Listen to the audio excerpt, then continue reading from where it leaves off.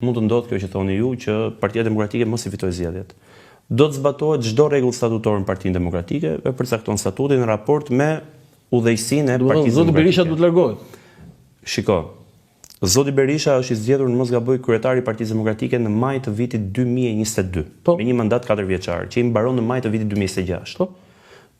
Statuti ka gjitha parashikimet e veta për zgjedhjet e përgjithshme e përgjitha. Zoti Berisha kam përshtypjen pak rëndësi ka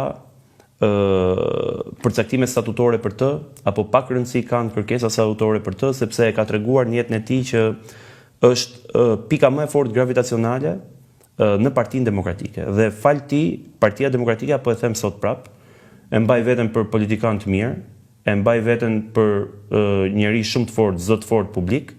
Vezën e Sali Berishës nuk e bëj dot as unë, as njëri tjetër në Partinë Demokratike. Jo, që ti se bën, nuk e di unë këtë, po.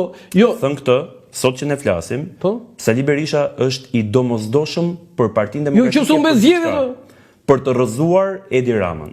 Dhe Sali Berisha, të dini diçka, këtë ja kam thënë dhe palo ambasadorëve që kanë qenë dikur. Çka ambasadorë se ti je politikan model, ti je politikan amerikan. Ja ta them unë se vin tallen këtu dhe na tregojnë Barceleta me historitë tona, me shkatrimin që i bëjnë opozitave të këtij vendi. Do ta bëj pyetjen e fundit se ishte kjo po. Berisha duhet ikë apo jo? Po jo. Barceleta mbasi largohen nga Shqipëria. Dhe mbasi nuk i qas njëri në rrugë dhe kur vin këtu shoqërohen me 10 bodyguard. Okej. Po jo zoti Zoti Berisha, u mbet zgjedhjet, po duhet largohet? Po jo. Zoti Berisha e ka të përcaktuar në statut që duhet largohet. Në moment largohet. Është i kërkohet t'i jap dorëheqjen dhe mund të rikandidojë për kryetar partie të bëj çfarë. Por në fillim